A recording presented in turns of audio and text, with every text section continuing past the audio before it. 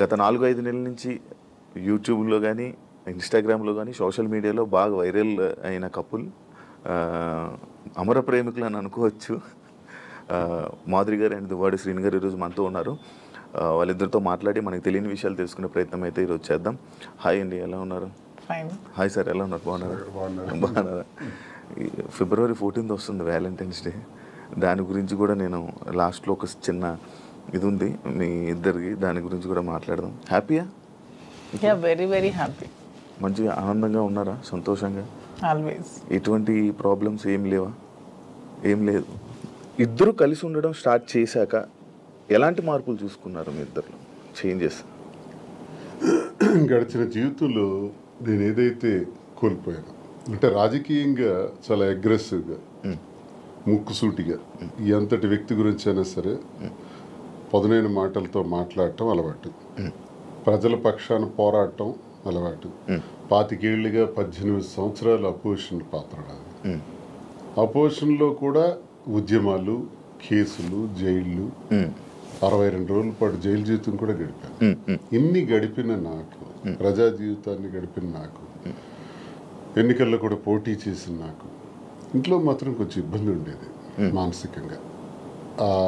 మానసిక ప్రశాంతత లేదు. ఈర్ష్య, అసూయ, ద్వేషాలు, ఆధిపత్య పోరు మధ్యలో నలిగిపోయేవాడిని.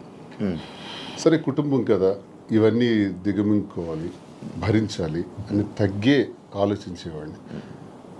కానీ అది పరిధులు దాటి ఇంటి విషయం బయటికి తీసుకురావటం జరిగింది మా ఇంట్లో.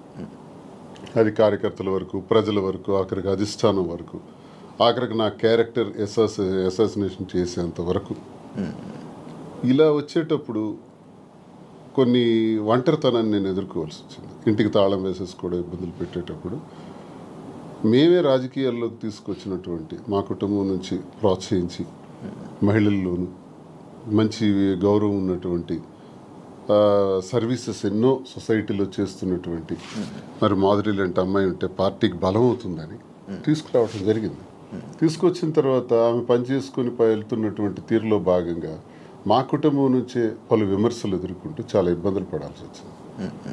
ఏ తప్పు లేనప్పటికీ, ఏ వ్యవహారం మా మధ్యలో లేనప్పటికీ కూడా మా ఇద్దరిని కలుపుతూ మా ఇంటి నుంచే దుష్ప్రచారం స్టార్ట్ అయింది. ఆ పరిస్థితుల్లో ఆమెకు కూడా చాలా ఇబ్బందులు వచ్చాయి. సంఘపరంగా కానీ, కుటుంబ పరంగా కానీ, కన్నవారి దగ్గర, అత్తవారి దగ్గర అందరూ ఇబ్బందులు వచ్చి తను చాలా ఇబ్బందులు ఎదుర్కోవాల్సి వచ్చింది. ఈ ఇబ్బందుల్లో మీ కూడా నన్ను విడిచిపెట్టేయకుండా నాకున్నటువంటి వ్యక్తిగతంగా నేను ఒంటరిగా అయిపోయి మా పలాసాలలో ఉన్నప్పుడు కూడా నా భోజన వ్యవహారాలు కానీ, రాజకీయ వ్యవహారాలు కానీ అన్నీ కూడా చూస్తూ నాకు భరోసానిచ్చింది, ధైర్యంగా ఉంది. ఆ టైంలో నేను కూడా మాధురికి ధైర్యంగా ఉండాలి, ఆమె కూడా ఒంటరి అయిపోయింది, మా వల్లే కదా పోయింది. మా కుటుంబంలో అందరూ బాగానే ఉన్నారు, మా పిల్లలు బాగున్నారు, చదువుకున్నారు, డాక్టర్స్ అయ్యారు, ఆస్తులన్నీ కుటుంబానికి రాసేసాను. ఇలాంటప్పుడు ఈమె ఒంటరిగా ఇబ్బంది పడుతుంది అని నేను భరోసాగా ఉండటం, కలిసి ఉండటం. కలిసి ఉన్న విషయం రాజకీయాల్లో ఉన్నాం కాబట్టి రహస్యంగా ఉంచితే అది కుదిరే పని కాదు. రాజకీయాల్లో ఉండేటప్పుడు మన తాలూకు వ్యక్తిగత విషయాలను కూడా ప్రజలు గమనిస్తుంటారు. కానీ ఈ టైంలో కూడా ఇది ప్రజల్లోకి రావడం కరెక్ట్ విషయం కాదు కదా.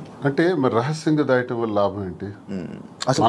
మనకు జరిగినటువంటి విషయాన్ని ప్రజల ముందు చెప్పటం కరెక్ట్.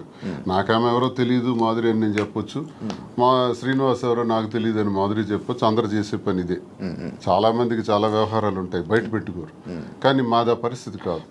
ఒక వ్యవహారం ఇతను ఇలా చేశాడు, ఇలా ప్రవర్తించాడని ఇంటి నుంచే అబ్జెక్షన్స్ వచ్చి గొడవలు పెట్టి దాన్ని రచ్చ చేసేటప్పుడు ఆ మీడియా ముందు నేను కూడా ఫ్యాక్ట్స్ చెప్పాలి. ఎస్, మేము ఈ పరిస్థితుల్లో కలవాల్సి వచ్చింది, మేము కలిసిన ఈ పరిస్థితుల్లో మేము ఈ నిర్ణయం తీసుకోవాల్సి వచ్చింది, మా నిర్ణయం ఇది అని స్పష్టంగా గత 4 నెలల క్రితమే మీడియా ద్వారా పబ్లిక్కి తెలియజేసాం. ఈ విషయం టెక్కల ప్రజలందరికీ తెలుసు, శ్రీకాకుళం జిల్లాలో తెలుసు, రాష్ట్ర ప్రజలకు తెలిసేటప్పుడు కొంత లేట్ అయింది. ఇది వాస్తవాలని మేము చెప్పి నిర్ణయం తీసుకున్నాం.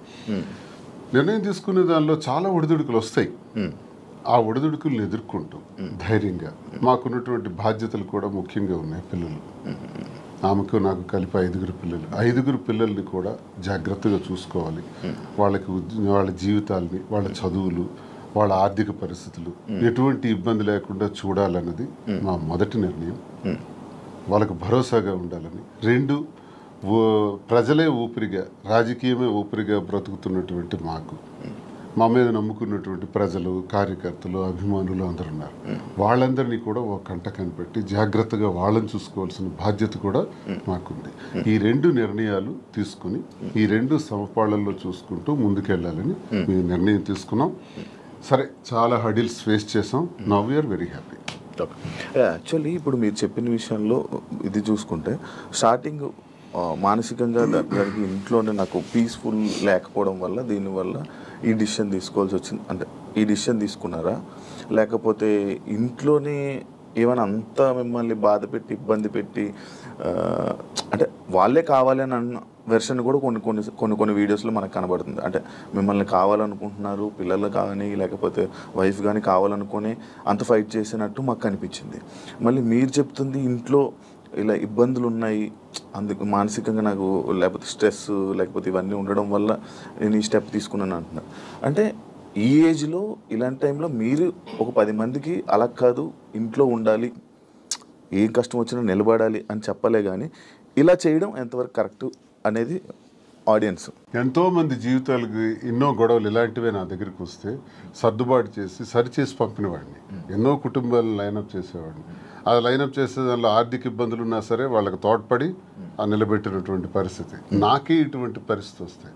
ఇప్పుడు కుటుంబం అన్నాక, వివాహ జీవితం అన్నాక ఎన్నో సమస్యలు వస్తాయండి. ఆ సమస్యలన్నింటిని ఎదుర్కొనే ముందుకు అడుగు వెయ్యాలి. అదే కుటుంబ జీవితం అంటే, అదే వివాహ వ్యవస్థ అంటే. ఇవన్నీ బాగా తెలిసిన వాళ్ళని. కానీ నా పరిస్థితి ఏంటంటే ఆధిపత్య పోరు. ఇప్పుడు ఫర్ ఎగ్జాంపుల్ ఎమ్మెల్యేగా నేను పోటీ చేస్తుంటాను, ఆ టికెట్ నాకు కావాలి. వ్యాపారాల్లో పీక్స్కుంటాను, ఆ వ్యాపారం నా పేరును ఉండాలి. ఇది ఒక విచిత్రమైన కోణం అనమాట. కుటుంబం గురించి జరిగే చర్చ కాదు, ఆధిపత్యం గురించి జరిగే చర్చ. భర్త అయితే ఏంటి, భార్య అయితే ఏంటి అనుకుంటే గొడవే లేదు. ఉదాహరణకు రాజశేఖర రెడ్డి గారితో నేను అడుగులు వేశాను. విద్యార్థి దశ నుంచి ఆయనతోనే నా జీవితం ప్రారంభమైంది. నాకు జిల్లాకు కూడా పరిచయం చేసిన దువ్వాడ శ్రీనివాసన్ రాజశేఖర రెడ్డి గారు. సార్తో అంత చనువుగా ఉండేవాళ్ళం. పాదయాత్ర గట్టిగా ఆర్గనైజ్ చేశాను. ఆ పాదయాత్రలోనే హరిశ్చంద్రపురంలో నువ్వు పోటీ చేయి ఎర్రన్నాయుడికి వ్యతిరేకంగా నాకు టికెట్ కూడా డిసైడ్ చేసేసాను. చేసినప్పుడు సరేలేని ఇంకా నేను ఆ బిజీలో ఉంటుండగా వాణి తండ్రి రాజశేఖర రెడ్డి గారి దగ్గరికి వెళ్ళి ఆ టికెట్ మాకు ఇవ్వాలి, లేదంటే మేము ఇండిపెండెంట్గా వేస్తాం. అప్పుడు రాజశేఖర రెడ్డి గారు స్టేట్లో నా ఒక్కడికి ఒక బ్లాంక్ బీఫామ్ ఇచ్చారు. నీ పేరు రాసుకుంటావో, నీ వాణి పేరు రాసుకుంటావు, నీ ఇష్టం, కానీ ఏదైనా జరిగితే నిన్నే నేను అడుగుతా, ఎలక్షన్ గురించి నీతోనే మాట్లాడుతూ, you are the incharge of the constituency అన్నారు. సరే, ఆ బాధ్యత అప్పచెప్పారు సార్. అని నేనేం చేశానంటే డి వాణి అని పేరు రాసి ఇచ్చాను. అది 2004 సంవత్సరం, ఇది 2024 సంవత్సరం. ఈ ఎన్నికల మధ్యలో 20 ఏళ్లలో మా గొడవ అదే గొడవ. ఆ గొడవ వల్ల మాకు మనశ్శాంతి ఉండేది కాదు ఇంట్లోకి అడుగు పెట్టంగానే. నేను చిత్తడి నేలల కోసం, రైతుల కోసం, మత్స్యకారుల కోసం, స్వదేశీ మత్స్యకారుల కోసం ఒక 7-8 సంవత్సరాలు ఉద్యమాల్లో ఉండేవాడిని. ఆ ఉద్యమాల్లో నా మీద కేసులు, 18 కేసులు, 62 రోజులు జైలు జీవితం, నా మీద ఫైరింగ్ ఆర్డర్స్, ఇదంతా ఒక జీవితం. వీటన్నింటికి కూడా ఇంట్లో నుంచి సపోర్ట్ ఉండేది కదా. జైల్లో ఉండేటప్పుడు కూడా నన్ను పరామర్శించడానికి కూడా వచ్చే పరిస్థితి ఉండేది కాదు. ఇవన్నీ అనుభవించినా నా గుండెల్లోనూ దాచుకున్నాను. లాస్ట్కి మాధురేనే అమ్మ. ఇప్పుడు 28 ఏళ్ల నా జీవితంలో, 25 ఏళ్ల నా రాజకీయ జీవితంలో ఎప్పుడు నా దగ్గరికి మహిళలు రాలేదా? నేను ఎప్పుడైనా ఎవరితోనైనా అసభ్యంగా ప్రవర్తించానా? ఎవరితోనైనా అసభ్యంగా బిహేవ్ చేయలేదు కదా. మరి ఎందుకు ఇప్పుడే వచ్చింది నా మీద? ఎప్పుడు లేనిది ఇప్పుడే ఎందుకు క్రియేట్ చేశారు? కేవలం ఇది రాజకీయంగా వాడుకోవాలి, అంటే నన్ను బదనాం చేయాలి. అంటే మీ ఇద్దరు మీద, మీ ఇద్దరు రిలేషన్లో ఉన్నారని ఫస్ట్ రూమర్ స్టార్ట్ చేశారా? మీకు లేకపోయినా కూడా తను రాజకీయంగా వచ్చింది, నేను రాజకీయంగా ఉన్నాను. ఓకే, ఇలా వస్తున్న వాళ్ళందరి మీద రూమర్స్ క్రియేట్ చేసేయచ్చా? అది ఇంట్లో నుంచి క్రియేట్ అయితే ఎంత పెద్ద సమస్య అవుతుంది. అది తప్పని చెప్పకుండా ఒకటి టికెట్ కోసం ప్రాధాన్యత, టికెట్ కోసం ఒక ప్రయత్నం. ఈ ప్రయత్నాలు నేను ఎలా తట్టుకోవాలి? పిల్లల్ని అల్లారు ముద్దుగా పెంచి, గుండెల మీద పెంచి, ఒక స్థాయికి తీసుకొచ్చి, కుటుంబాని కోసం తలగ్గి, ఆఖరికి టికెటే కదా కావాలి. అధిష్టానాన్ని నేను రిక్వెస్ట్ చేసా, టికెట్ ఆమెకి ఇచ్చేయండి అన్నాను. నేనే తగ్గిపోయాను. అప్పుడు వాణికి అధిష్టానం ద్వారా టికెట్ నేనే ప్రకటింపజేశాను. కానీ మళ్ళీ ఆమె గ్రాఫ్ కోల్పోయిన తర్వాత మళ్ళీ ఆ టికెట్ నాకే రావటం, నేనే పోటీ చేయాల్సిన అవసరం వచ్చింది. సో 100 మెట్లు దిగే నేను ఆమెకు అంగీకరించాను. అప్పటికీ కాంప్రమైజ్ కాలేదే. ఆ తర్వాత తాళం వేసేస్తున్నారు ఇంటికి. ఆ ఇంటికి తాళం వేసేటప్పుడు తలుపులు తన్నుకుని లోపలికి వెళ్ళలేక కాదు, అసలు మనసులో ఏం నడుస్తుంది? టికెట్ కావాలని టికెట్ తీసుకున్నారు, ఇంటికి తాళం వేశారు, సమాజంలో అభాస్పాలు చేశారు. ఇంక నేను ఎలా బ్రతకాలి? కారులో 7-8 రోజులు పడుకున్నాను. ఆఖరికి మా మదర్ దగ్గర వెళ్ళి ఒక ఏడాది కాలం పట్టున్నాను. ఇవన్నీ టెక్కల ప్రజలకు తెలుసు, ఇవన్నీ మీలాంటి వాళ్ళు ఎంతమందికి తెలుసు? ఇన్ని బాధలు పడిన తర్వాత, ఇంటికి తాళం వేసిన తర్వాత, మనసులో నేను ఉండకూడదు, శ్రీనివాస్ నాకు అక్కర్లేదు అనుకునేటప్పుడు నేనేం చేయగలను? అలాంటిది ఎలక్షన్ తర్వాత కూడా ఇంటి మీదకి వచ్చి ఇంటి మీద కూడా గొడవ పెట్టి అక్కడ నేను టెంపరీగా కొట్టుకుని ఇంటి మీద నువ్వు ఇక్కడి నుంచి పోవాలి. కోరికలు ఏంటంటే టెక్కల నుంచి బయటకు పో, ఎక్కడైనా ఉండు, మాధురితో ఉంటావో ఇంకెలా ఉంటావో నాకు అనవసరం, టెక్కల్లో మాత్రం నువ్వు ఉండటానికి వీల్లేదు. ఇలాంటి విచిత్రం. ప్యాంటు షర్ట్ గాడు అంటాం, లుంగీ షర్ట్ గాడు అంటాం, వాడికి ఏముందని చెప్పటం, మేమే తిండి పెట్టి పోషించాం, వాడు ఒక పూర్ ఫ్యామిలీకి చెందినవాడు అంటాం. అవునండి, ప్యాంటు షర్ట్ లుంగీ షర్ట్ గాడు భార్య అంటే వాళ్ళ అమ్మని మా అమ్మని తిట్టడం, మా తమ్ముళ్ళని తిట్టడం, కుటుంబాలని అవమానపరచడం ఎంత భరిస్తాం? మీరు మీడియాలోనే చూసారు ఈ మాటలని. ఇవన్నీ భరించుకుంటా తల్లిని తిడితే భరించాలి, తమ్ముళ్ళని తిడితే భరించాలి, నన్ను అవమానపరిస్తే భరించాలి. ఇవన్నీ భరించుకుంటానే ఉన్నాను 28 ఏళ్ళు పిల్లల కోసం. కానీ మరి తనది రహస్యంగా ఉంచలే. అది 4 walls మధ్య సెటిల్ అయి ఉంటే నిజంగా ఆ అభిమానంతో భర్తే కావాలని తను అనుకుని ఉంటే మాధురి ఇంట్లో ఉండేవారు, నేను నా ఇంట్లో ఉండేవాడిని. కథ ఇంతవరకు వచ్చి ఉండేది కాదు. పరిస్థితులు ప్రభావాలే మమ్మల్ని ఇంతవరకు తీసుకొచ్చిన ఈ పరిస్థితుల్ని మనం రహస్యంగా ఉంచుకోకూడదు, ప్రజలకు చెప్పాలి. ప్రజలకు వాస్తవాలను తెలియజేస్తే వాస్తవాల ద్వారా వాళ్ళు మంచి చెడులను గ్రహించి ప్రజలే దేవుళ్ళని నమ్మిన నేను ప్రజలకు ఇవి నేను తెలియజేస్తే వాళ్ళే మనకు అగ్రభాగాన్ని కూర్చోబెట్టగలరు, లేదా అతోపాతాళానికి తొక్కేయగలరు. ప్రజలకు ఆ శక్తి ఉంది. కాబట్టి ప్రజలకే చెప్తే నాకు న్యాయం జరుగుతుందని నేను నమ్మి ప్రజలకు మేమిద్దరం కూడా వాస్తవాలు తెలియజేస్తాం. ప్రజలు మా పరిస్థితికి ఇలా ఉండడానికి మా ఈ పరిస్థితులు ప్రభావాలే కారణం. ఆ కారణం నేను ఒంటరి, తను ఒంటరి, రోడ్డు మీద నిలబడాల్సిన పరిస్థితులు వచ్చేటప్పుడు ఒకరికొకరు భరోసాగా నిలబడ్డాం. ఆ భరోసా ప్రేమగా మారింది. ఓకే, మీరు అప్పటికి ఒంటరిగా ఉండేవాళ్ళ, మీ హస్బెండ్ గారు ఉండేవాళ్ళని విన్నాను. లేదు, పాలిటిక్స్కి వచ్చిన తర్వాత కొద్ది రోజుల తర్వాత ఈవిడ డిస్టర్బెన్సెస్ వల్ల నేను కొంచెం ఒంటరిగా ఉండడం జరిగింది. ఓకే, ఈయన గురించి ఒంటరిగా ఉండడం స్టార్ట్ చేశారు, లేకపోతే లేదు ఆవిడ వలన నేను నా ఫ్యామిలీకి దూరమే ఒంటరిగా ఉండటం జరిగింది. మీ ఎక్స్ హస్బెండ్తో ఏం ప్రాబ్లమ్స్ ఏం లేవా మీకు? ప్రాబ్లమ్స్ అంటూ పెద్దగా లేవు, కానీ డిస్టర్బెన్సెస్ అంటూ ఉన్నాయి. అంటే తను ఎప్పుడు ఫారెన్లోనే ఉంటారు, తను ఎప్పుడు ఇండియాకి రావడానికి ఇష్టపడేవారు కాదు. నాకు ఫారెన్కి వెళ్ళడం ఇష్టం లేదు, నాకు ఎప్పుడు ఇండియాలో ఉండటం ఇష్టం. సో మేము ఎంత రిక్వెస్ట్ చేసినా వచ్చేవాళ్ళు కాదు. ఫ్యామిలీకి ప్రిఫరెన్స్ కంటే తను ఎక్కువ మనీకి ప్రిఫరెన్స్ ఇచ్చేవాళ్ళు. మేము చాలాసార్లు అడిగాం, ఇలా నాకు లోన్లీగా ఉండడం ఇష్టం లేదు, మీరు వచ్చి ఫ్యామిలీతోనే ఉండండి అని. తను ఒప్పుకునే వాళ్ళు కాదు. సో అలా మా మధ్యన డిస్టర్బెన్సెస్ పెరిగాయి. వాని వల్ల ఇంకొంచెం పెరిగి ఇంక సెపరేట్ అవుదామని నిర్ణయించుకున్నాం. ఓకే, మీ ఇద్దరు కలవడానికి రీజన్ ఎవరు, అసలు ముఖ్య కారణం ఎవరు? అంటే మీ ఇద్దరు పరిస్థితులు ప్రభావాలు అవసరం. పరిస్థితులు ప్రేమ కాదా? ప్రేమ కూడా పరిస్థితుల వల్ల మేము కలిసిన తర్వాత మా మధ్యలో ప్రేమ మొదలైంది. ఓకే, ఆ ప్రేమ కోస్తా ఎక్కువైంది. పలాసలో నేను ఉండేటప్పుడు ఎలా పోతే నాకెందుకు, నా కుటుంబ రాజకీయాల్లో తీసుకెళ్లి నన్ను స్పాయిల్ చేశారు, నా క్యారెక్టర్ అసాసినేషన్ చేశారని వాళ్ళ ఇంట్లో తను ఉండిపోవచ్చు, లేకపోతే తను నిర్ణయం తీసుకోవచ్చు. ఇంకా నన్ను పాపం ఒంటరిని చేస్తారు, ఆయన వెళ్ళి పలాసలో ఉన్నాడు, ఎలా భోజనం చేస్తున్నాడు, ఎక్కడికి వెళ్తున్నాడు, ఆయన కార్లు ఏంటి, ఆయన మనుషులు ఏంటి, ఆయన ఎక్కడ ఉండాలి, ఇవన్నీ చూడవలసిన అవసరం తనకేంటి? ఏంటి అవసరం? నాకేమైనా ఆస్తులు ఉన్నాయా, అంతస్తులు ఉన్నాయా, లేదా పవర్ ఉందా, లేకపోతే ఏముందని చెయ్యాలి. కానీ అక్కడ ఏంటంటే ఒక తోటి మనిషిగా అభిమానం చూపించింది తను. నేను ఇబ్బందుల్లో ఉండేటప్పుడు నా కోసం ఇంత బాధ్యత వహించినటువంటి అమ్మాయిగా, తను నష్టపోతూ నా కోసం నిలబడినటువంటి అమ్మాయిగా నాకు కూడా ఒక ఏ ప్రేమనైతే కోల్పోయినాను జీవితంలో, ఆ ప్రేమ నేను ఆమె దగ్గర పొందాను. సో ఇది నేను అనుకుంటాను గత జన్మ సుకృతం. ఏది కూడా ఊరికే రాదు, జన్మజన్మల అనుబంధం, అది కంటిన్యూషన్ వస్తుంది. గత జన్మలో అక్కడ తాగింది, ఇప్పుడు ఇక్కడతో కంటిన్యూ అవుతుంది. అని మీరు గత జన్మలో కూడా మనిషిగా వచ్చారంటారా? ఇప్పుడు 2 ఉంటాయి సార్. కృష్ణ పరమాత్ముడు చెప్పినట్టు కర్మ సిద్ధాంతం ఒకటి ఉంటుంది. ABCD గత జన్మలో నేర్చుకున్నాం అనుకోండి, EFGHL ఎక్కడి నుంచి స్టార్ట్ చేస్తాం. అంటే ఈ నుంచి ఎలా స్టార్ట్ చేస్తామంటే ABCD గత జన్మలో నేర్చుకున్నటువంటి ఆ కంటిన్యూషన్ అనేది ఈ జన్మకు ఉంటుంది అన్నది ఖచ్చితంగా గత జన్మ సుకృతాలు, గత జన్మ వ్యవహారాలే ఈ జన్మ కొనసాగింపుగా ఉంటాయని కృష్ణ పరమాత్ముడు చెప్పింది గీతలో కూడా చెప్పినటువంటిదే. అది ఒకవైపు నమ్మితే అది నిజం. నేను కర్మ సిద్ధాంతాన్ని నమ్ముతాను కాబట్టి అది నిజం. లేదు సైంటిఫిక్గా వెళ్ళామనుకోండి, ఇట్స్ ఎ కెమికల్ రియాక్షన్, రసాయనిక చర్య. మనిషికి మధ్యన జరిగినటువంటి ఆలోచనలు, కలయికలు, ఆ పరిస్థితుల ప్రభావాలు బట్టి ఒక మనిషి మీద ఒక మనిషికి ఆకర్షణ, కోపము, వ్యతిరేకత, రకరకాల భావాలు ఎందుకు కలుగుతాయంటే రసాయనిక చర్యల వల్లే కలుగుతాయి.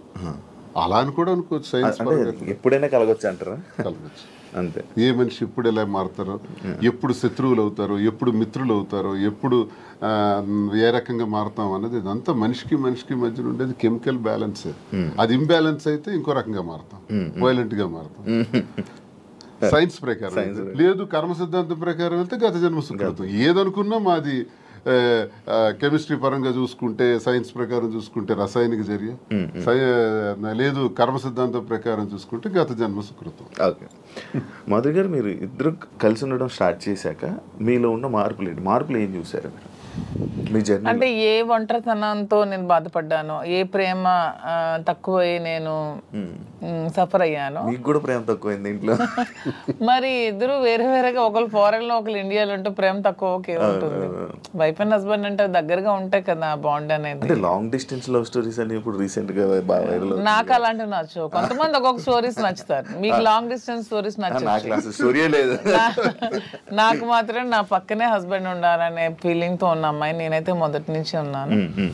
సో నాకు ఎవరైతే నేను శ్రీనివాస్ గారితో నా లైఫ్ స్టార్ట్ చేశానో, నా జర్నీ, అప్పటి నుంచి నాకు హ్యాపీనెస్ కానీ, మీరు అన్నట్టు నా ఒంటరితనం పోయి నాకు అంటూ ఒక తోడు దొరికింది. హ్యాపీగా ఉన్నాను. నన్ను వదిలే ఏ రోజు కూడా ఎక్కడికి ఇంతవరకు ఈ 4 years లో ఎప్పుడు ఎక్కడికి పోలేదు. ఎప్పుడు నాతోనే ఉంటారు.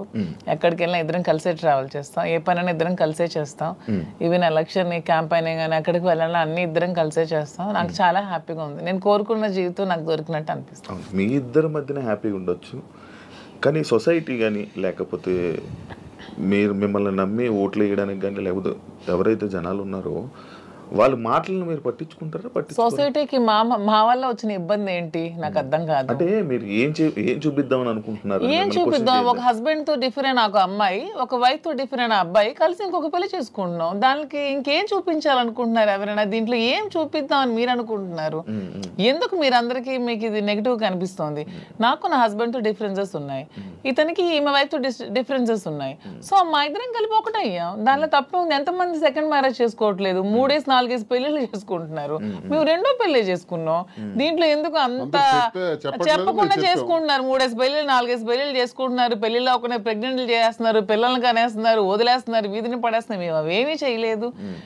మాకు డిఫరెన్సెస్ ఉన్నాయి, వీళ్ళకి డిఫరెన్స్ ఉన్నాయి. మా పబ్లిక్ చెప్పాం, మా ప్రజలకు చెప్పాం, మా ప్రజలకు చెప్పే మేము మొన్న ఎలక్షన్ చేసాం. ఎలక్షన్లో నేనే దగ్గరుండి చేశాను. వాళ్ళకి అన్ని నా గురించి తెలుసు. మా ఇద్దరిని దగ్గరుండి చేసాం. మా పిల్లల్ని చూసుకున్నాం. వీళ్ళ పిల్లలు పెళ్లి చేస్తారు, వీళ్ళ పిల్లలు సెటిల్మెంట్లు చదివించుకున్నాం. మేము గాలికి వదిలేదు కుటుంబాలకి. వీళ్ళ కుటుంబానికి ఆస్తి మొత్తం ఇచ్చేస్తున్నాడు, రోడ్డు మీదకి వచ్చారు. నేను నా తల్లిదండ్రుల ఆస్తితో నేను ఉన్నాను. నేను హస్బెండ్ నుంచి ఇంతవరకు నేను ₹1 కూడా నేను తీసుకోలేదు ఇంతవరకు. నేను నా పిల్లలు కానీ నాకు కానీ నా పేరెంట్స్ నాకు ఏమైతే నాకు ఆస్తి నాకు వచ్చిందో ఆ యాన్సిస్ట్రల్ ప్రాపర్టీస్ మాత్రమే నేను నాకుతో పెట్టుకున్నాను. ఎవరికి మేము ఏం బాధ పట్టుకున్నా, ఎవరికి ఎందుకు మేమేం దీనివల్ల ఎవరై సఫర్ అయ్యేది ఏముంది?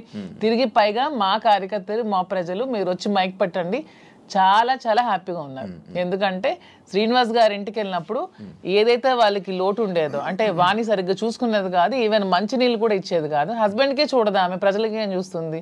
ఇప్పుడు అదేమీ లేదు. నేను ప్రతి ఒక్క కార్యకర్తకి బాగా చూసుకుంటానని వాళ్ళకి నమ్మకం కలిగి నా దగ్గర రావడం స్టార్ట్ చేశారు. నాతో ట్రావెల్ చేస్తున్నారు, నన్ను అభిమానిస్తున్నారు, ఆదరిస్తున్నారు, నన్ను అమ్మలాగా చూసుకుంటున్నారు అందరూ కూడా. ఇప్పుడు 22లో ఈ గొడవ స్టార్ట్ అయింది. 24లో నేను ఎమ్మెల్యే పోటీ చేశాను.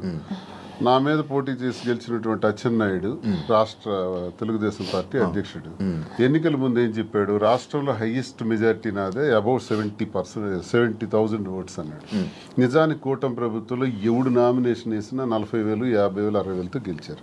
మా జిల్లాలోనే 4 ఎమ్మెల్యేలు కొత్తోళ్ళు, మొక్కం తెలియనోళ్ళు కూడా, ధర్మాన ప్రసాద్ లాంటి వ్యక్తి మీద కూడా 3 రోజుల ముందు వచ్చి నామినేషన్ వేసి 54,000 మెజార్టీతో గెలిచాడు. మరి అచ్చెన్నాయుడు ఎంతతో గెలవాలి? కనీసం 70తో గెలవాలి కదా.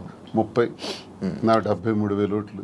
ఇవన్నీ తెలిసి ప్రజలు నాకెందుకు ఇంకా నైతికంగా బలంగానే ఉంచారు. నైతికంగా అచ్చెన్నాయుడు ఓడిపోయినట్టే.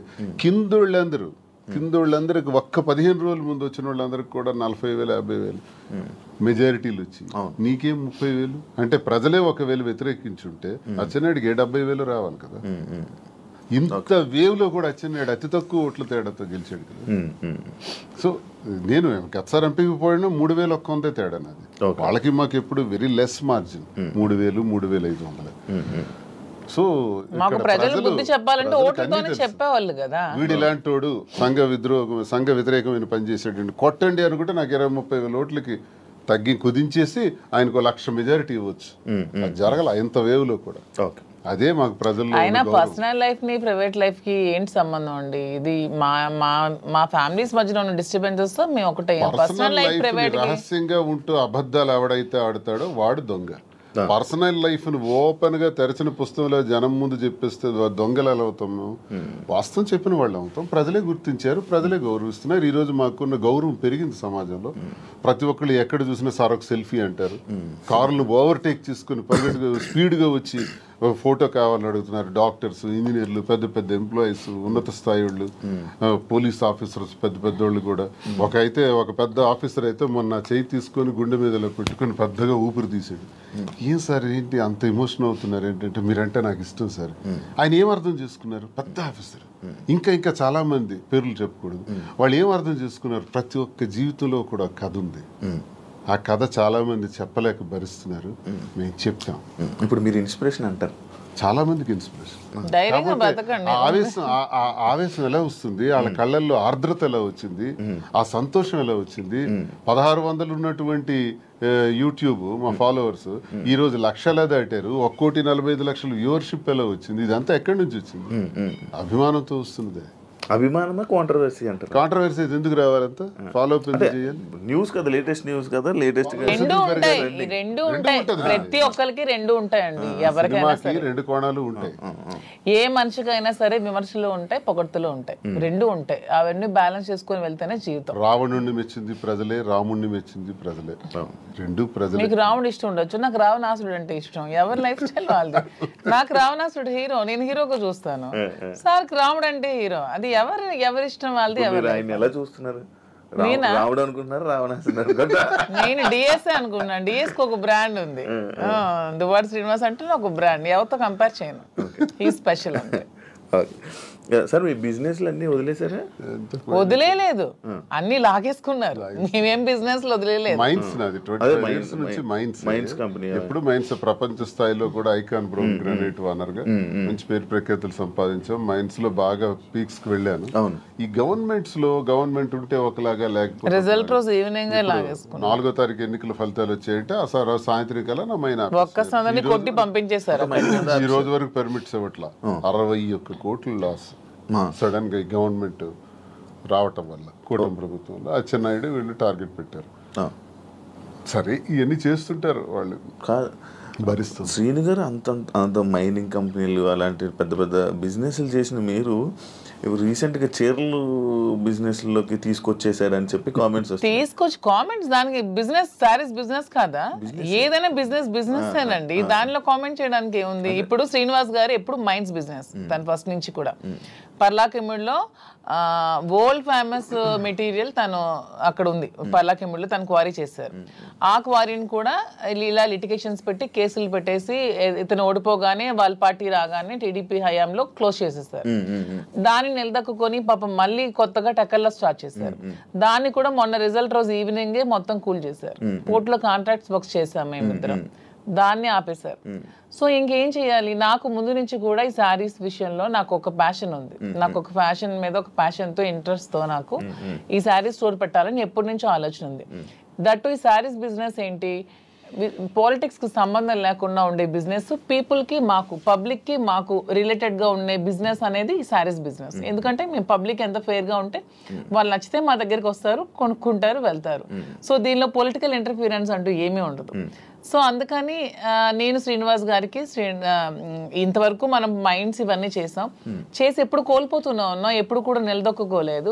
ఈ 4 years లో కూడా 30-40 crores వరకు పెట్టాం, లాస్ అయిపోయాం. మళ్ళీ ఇదే స్టార్ట్ చేసాం. మళ్ళీ నెక్స్ట్ టైం పార్టీ వస్తుందో రాదో, మళ్ళీ ఏమవుతుంది, పొలిటికల్ గా ఇబ్బంది పడుతున్నాం. కాబట్టి ఇదన్నిటికీ డిఫరెంట్ గా మనం తెలంగాణ అంటే ముందు నుంచి శ్రీనివాస్ గారికి నాకు హైదరాబాద్ మా ఫేవరెట్ ప్లేస్ మా ఇద్దరికి కూడా. హైదరాబాద్ ప్రజలు కూడా చాలా మంచి మనసున్న మనుషులు, ఎవరు వచ్చినా ఆదరిస్తారు. బ్రతకడానికి బ్రతుకు తెరువునిస్తుంది హైదరాబాద్. అదొక చాలా పెద్ద ప్రపంచం హైదరాబాద్ అనేది, చాలా మందికి లైఫ్ నిస్తుంది. సో ఈ ప్లేస్ ని మనం చూస్ చేసుకుందాం.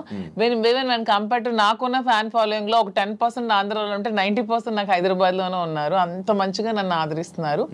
సో మనం ఫస్ట్ బిజినెస్ హైదరాబాద్ లో స్టార్ట్ చేద్దాం. నాకు ఇంట్రెస్ట్ ఉంది, మీరు కొంచెం సపోర్ట్ చేయండి.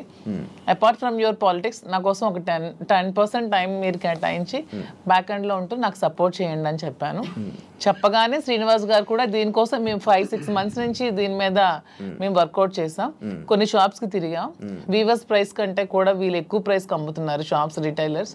అవన్నీ బ్రేక్ డౌన్ చేసి పబ్లిక్ కి మనకు గుడ్ రిలేషన్షిప్ లా ఉండాలనే ఆలోచనతో డైరెక్ట్ గా వీవర్స్ దగ్గరికి వెళ్ళి మాట్లాడి మేమే మగ్గాలు అవి ఏర్పాటు చేసుకొని మేమే మెటీరియల్ ఇస్తూ వీవర్స్ ని కూడా బ్రతికిద్దామనే ఆలోచనతో వాళ్ళతో శారీస్ మేమే దగ్గరుండి వీవింగ్ చేయించుకొని ఆ ఓవెన్ శారీస్ని పెట్టి మేము శారీ స్టోర్ పెట్టి ఓపెన్ చేసి ప్రజలందరికీ కూడా క్వాలిటీతో అండ్ తక్కువ ప్రైస్లో ఇద్దామని నిర్ణయించుకొని ఈ శారీ స్టోర్ అనేది ఓపెన్ చేస్తున్నాం. ఫస్ట్ బ్రాంచ్ మదీనాగూడలో స్టార్ట్ చేస్తున్నాం.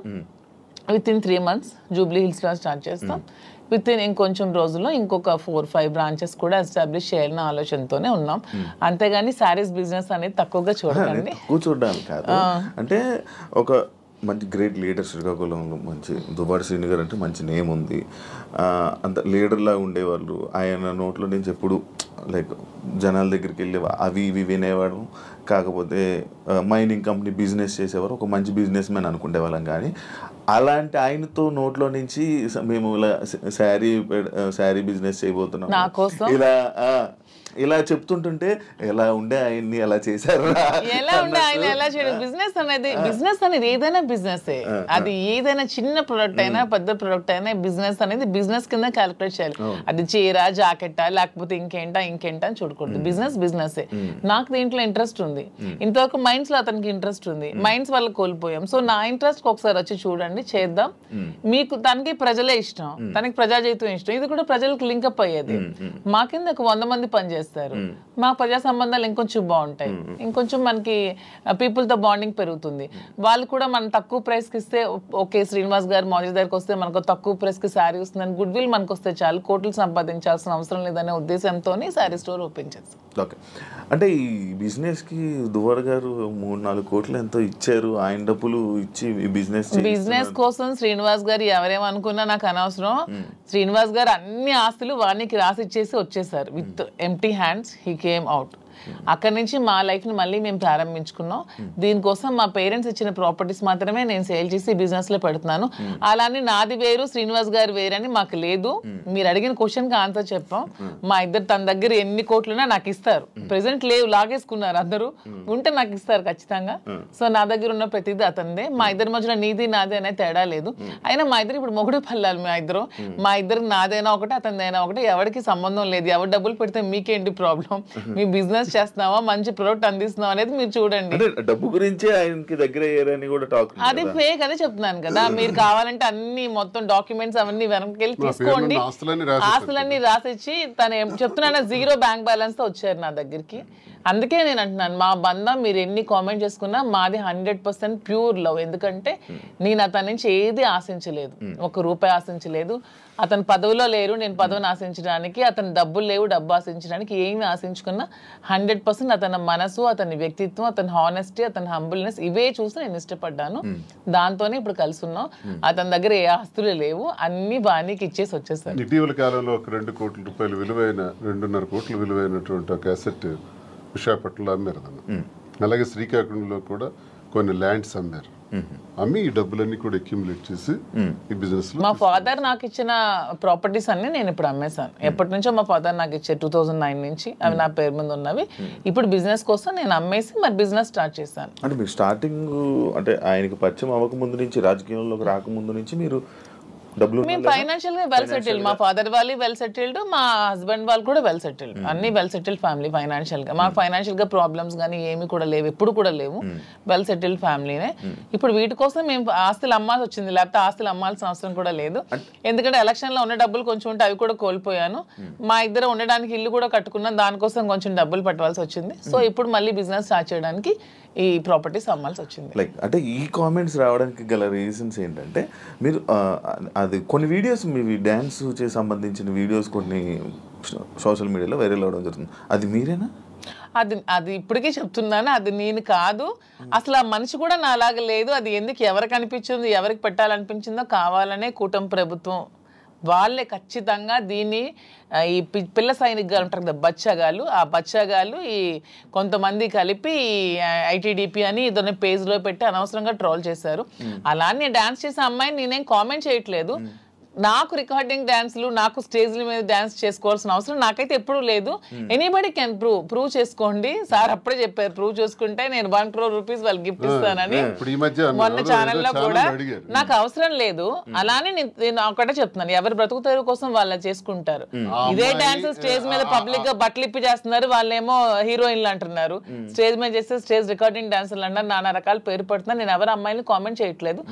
నాకైతే మీరు వెళ్ళి మా ప్లేస్ లో ఎంక్వైరీ చేసుకోండి, నేను పుట్టిన ప్లేస్ లో, మా అత్తగారి ప్లేస్ లో. ఈ విమర్శలు చేసేవాళ్ళు ఎవరైనా ఆ అమ్మాయి మాధురి అని ప్రూవ్ చేస్తే 1 crore ఇస్తాం. ఒకవేళ వాళ్ళు ప్రూవ్ చేయలేకపోతే వాళ్ళు సరెండర్ అవుతామంటే అమ్మాయి ఎవరో కూడా మేమే తెచ్చి పెడతాం. ఎందుకు అమ్మాయిని బయటకు లాగాలి, పెళ్లి చేసుకునే హ్యాపీగా ఉంది కాబట్టి. మాకు అమ్మాయి తెలుసు, అది ఏ రికార్డింగ్ డాన్స్ ట్రూపో కూడా తెలుసు. కానీ అలాగ అమ్మాయినే మాధురి అని చూపించిన వాళ్ళకి నేను అంటున్నది 1 crore మీకు బహుమానం కింద ఇస్తాను, దయచేసి అది ప్రూవ్ చేయండి అంటున్నాను. అంటే అలా చేస్తే ఏమొస్తుంది? అంటే ఇప్పుడు మాధురికి నాకు మేము ఒక మనసుతో ఉన్నాం కదా, మరి అలా చేస్తే ఏమొస్తుంది మీకు? ఎవడా చేసేవాడు? రికార్డింగ్ డాన్స్ చేసే అమ్మాయిని పెళ్లి చేసుకో, రికార్డింగ్ డాన్స్ అమ్మాయిని ఓవర్సీని పెళ్లి చేసుకుని నీకేంటి నొప్పి, పెట్టినోడికి ఏంటి నొప్పి? అలాగైతే మీరు డాన్స్ చేసి మీరే ఒప్పుకున్నట్టు. నేను కాదు కదా, నేను ఒప్పుకోవడానికి అమ్మాయి నేను కాదు. నేనైతే నిజంగా నేను ఒప్పుకుంటాను. I'm very bold and straight forward. నేను ఒప్పుకుంటాను. If it is me I will agree. నేనే అదా, నేను డాన్స్ చేసిన వీడియోస్ చాలా ఉన్నాయి, నేను పెట్టుకుంటున్నాను కదా. నేను చేసి నేనే పెట్టుకుంటాను. నేను అది కానప్పుడు నేను ఎలా ఒప్పుకుంటాను? అలానే అదే అంటున్నాను, ఒకవేళ డాన్స్ చేసిన అమ్మాయినే దువ్వాసం చేసుకుంటే మీకేంటి పెయిన్? అమ్మాయి మాత్రం అమ్మాయి కాదా, ఆడపిల్ల కాదా? ఎందుకు అంత ట్రోల్ చేయాల్సిన అవసరం ఏముంది, అంత నెగిటివిటీ స్ప్రెడ్ చేయాల్సిన అవసరం ఏముందని అడుగుతున్నాను నేను. ఒకవేళ ఆ అమ్మాయే మాధురి అని ప్రూవ్ చేయాలనుకుంటే 1 crore బహుమతి ఇస్తాం, తీసుకురండి అంటున్నాను. ఎవరైతే వచ్చారో వాళ్ళకి. అంటే ఇప్పుడంటే ఏ జనరేషన్ వచ్చేసింది, ఫేస్లు మార్పిడి ఇది. ఆ వీడియో చూస్తే అప్పుడు ఇప్పుడు 2003 వయసు ఎంత తెలుసు? నాకు ఇప్పుడు 34 years అండి. 2000 అన్న ఏజ్ ఎంత ఉంటది? ఓకే, ఆ వీడియో ఎప్పుడు చాలా ఓల్డ్. నేను 2000 అన్న ఏజ్ ఎంత ఉంటుంది చెప్పండి? 2005 లో నేను 10th. నాకు ఎంత ఏజ్ ఉంటది? నాకు 2010-11. అప్పుడు నేను ఎంత పిల్లని ఉంటాను? ఆ అమ్మాయి అంత డాన్స్ నేను ఎలా చేయగలను? కొంచెం నా పోనీ అట్లీస్ట్ నా చిన్నప్పుడు ఫోటోలు ఏవో చూపిస్తే మీకు తెలుస్తుంది. ఎప్పుడో మాదిరి చూపిస్తున్నారు కదా. అట్లీస్ట్ 2005 లో నేను 10th. పోనీ అప్పుడు నాతో చదువుకున్న వాళ్ళకి తెలుస్తుంది కదా. ఏదో మీలాంటి వాళ్ళు నమ్మాలి, ఎవరు తెలియని వాళ్ళు. తెలిసిన వాళ్ళకి ఏంటో తెలుసు.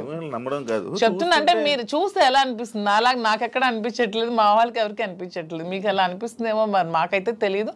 మా అందరికీ తెలుసు, ఎవరు మా జిల్లా అందరికీ తెలుసు అది నేను కాదని. ఇంక మిగతా వాళ్ళు నమ్మితే నమ్మొచ్చేమో కానీ ప్రతి ఒక్కరికి తెలుసు. ఇంక నమ్మినా నమ్మకపోయినా పర్వాలేదు, నేను అనుకున్నా కూడా ఐ డోంట్ కేర్ అంటున్నాను. పోనీ అమ్మాయి కూడా డాన్స్ బాగా చేస్తుంది అనుకుంటే అనుకోండి, దానిలో ఐ డోంట్ కేర్. శ్రీకాకుళం నుంచి వచ్చిన ఒక క్వశ్చన్, ఒక పాయింట్ ఏంటంటే, మాధురి గారు శ్రీని గారికి మందు పెట్టి ఆయన దాన్ని ఏదో అంటారు, ఆయన వలలో వేసుకుని వలలో వేసుకుని వలలో బుట్లో పెట్టుకున్నది ఆ టైపు.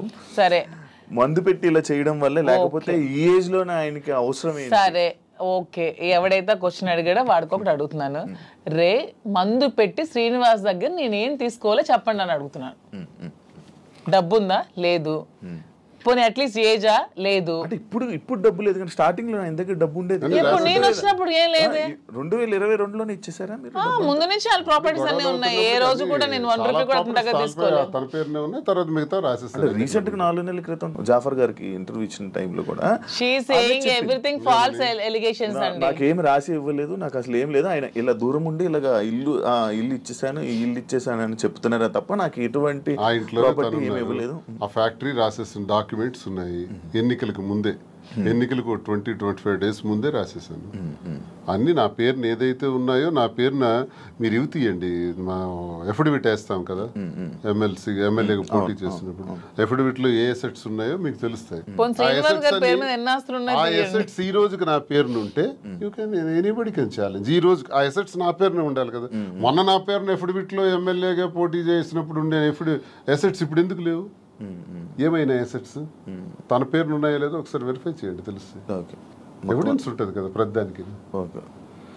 అదే ఆ కామెంట్ పెట్టినోడికి అడుగుతున్నాను, శ్రీనివాస్ గారిని మందు పెట్టి తీసుకోవడానికి ఏముంది?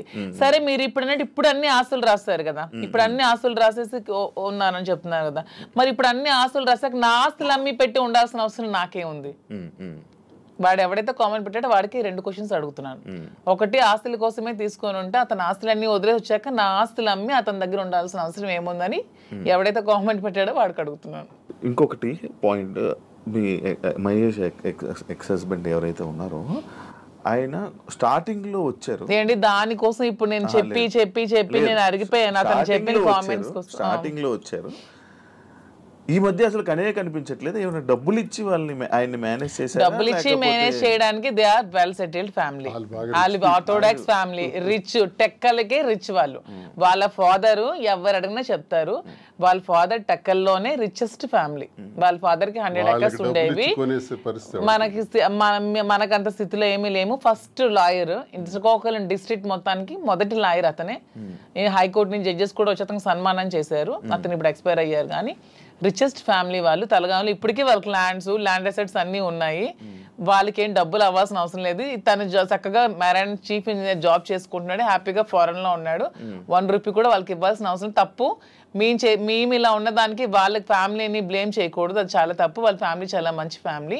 వాళ్ళేం ఫైనాన్షియల్ గా మా దగ్గర ఏముందని మీ వాళ్ళకి ఇవ్వడానికి? ఇప్పుడు మ్యూచువల్ అండర్స్టాండింగ్, మేము మ్యూచువల్ కన్సర్న్ తోనే మేము విడిపోయాం. మా దగ్గర ఏముంది మీ వాళ్ళకి ఇవ్వడానికి? ఇప్పుడు ఎవరు చేయాల్సిన అవసరం లేదు.